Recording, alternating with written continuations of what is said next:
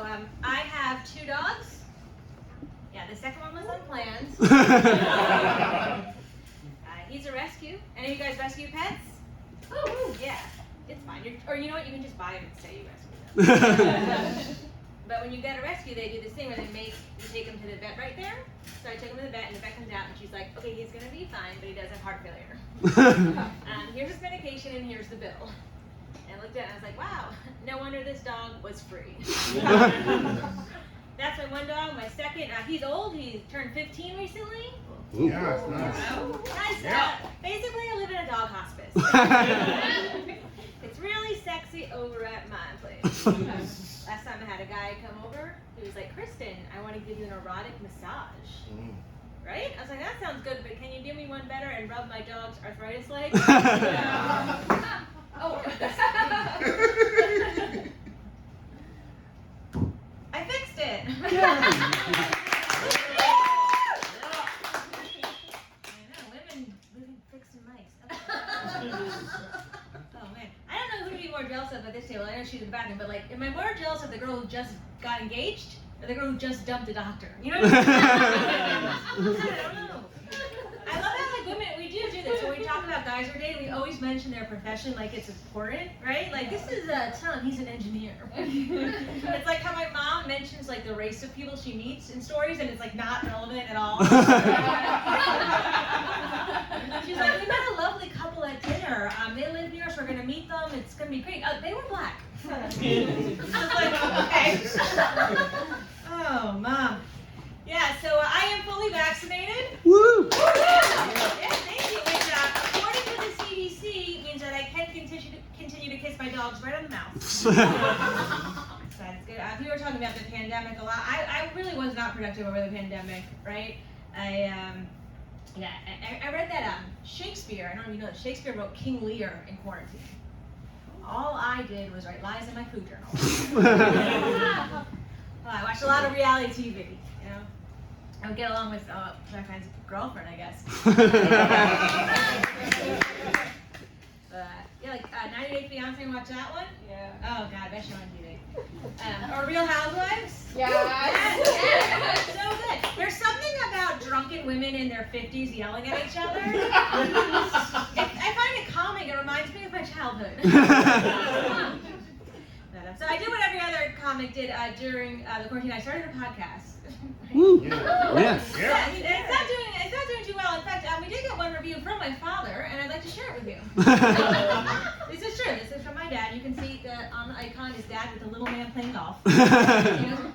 Chris, well, I listened to it.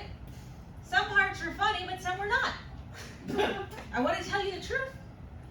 It might have been funny to you guys, but I'm not sure it would be funny to others. You've been far more funny when you do your bits. So maybe I'm just not a fan of podcasts. Still love you, though. Love that. That's my favorite part of that, is that it's like, your podcast sucked, but don't worry, it's not unlovable. Oh, I have a new goal. Oh man, people have been talking about like anxiety, depression. I have anxiety too. I'm on medication for it, which is pretty fun. I just got my medicine switched, and my doctor was like talking to me about it, and she's like, okay, well with this new medicine, it can interact with some things, like don't do heroin. And I was like, isn't that just general medical? Like if I OD from a combination of Wellbutrin and heroin, isn't that one kind of on me?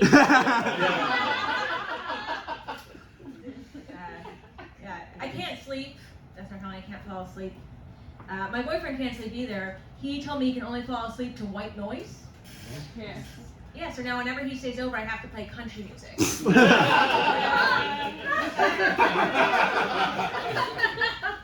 I'm supportive girlfriend. I supported him when he told me he was giving up drinking.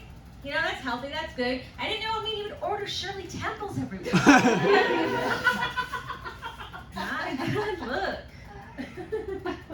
No, he's great. I've dated some real winners in the past. I dated this one guy. You guys ever meet someone and they tell you their parents didn't love them? And then you get to know them and you're like, I get it. Team mom on that one. Oh yeah. Oh man. I work as a lawyer during the day, and I'm not going to defend any of you guys, so don't. But I dated this one guy who was like weird about. He was like weird about that, you know, because like guys don't want women to be smart. They just want us to have no gag reflex. But he was saying like, I can pass the bar exam. I bet if I took the bar exam tomorrow, I'd pass it. Right? Yeah. Now it's like, first of all, you have a criminal record, so you can't.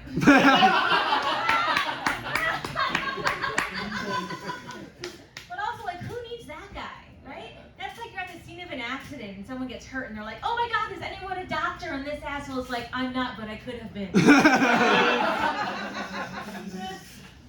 hate that guy, man. I hate that guy. Oh man, I have a big family on my mom's side. I'm really close with my mom, actually. My mom, I think it was Amanda's. My mom actually did tell me I was her best friend recently.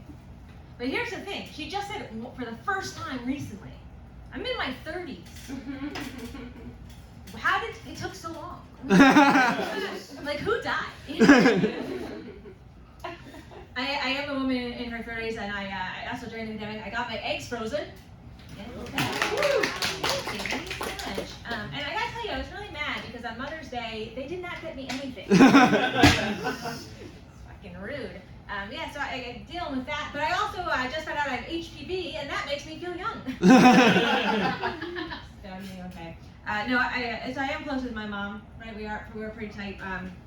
We just don't talk about politics. That is the rule that we have because we do not agree. Every once in a while, though, she'll let one slip. She said this. She said, I really like Donald Trump, you know? I like that he just says whatever he wants. He doesn't care what anybody thinks. And I was like, okay, but how come when Grandma did that, you put her in a home? I'm not going to put my mom in a home, you guys, but that doesn't mean I won't threaten her with it. You got to keep them on their toes. Don't want to get too comfortable. My mom took me out to dinner and she paid, and she was like, you're an expensive date. So I reminded her, you know what's expensive? The old age home where they don't have mysterious bruises. That place ain't cheap. Sometimes me and mom will go on vacations together and things like that. And sometimes like I'll cuddle up to her and people will think we're a lesbian couple. Yeah, I get really offended, you know, just because like I feel like I could do better. I have a sister. She's like a CrossFit champion, right? She's like the third fittest person in Texas or something. No, she's great, but yeah, she said this to me. She's like, you know, I'm so fit, I don't even get my period anymore. And I was like, I'm not sure that's what that means.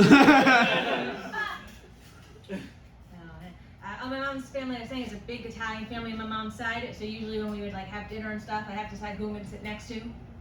The racist, the sexist, the one who runs the pyramid scheme.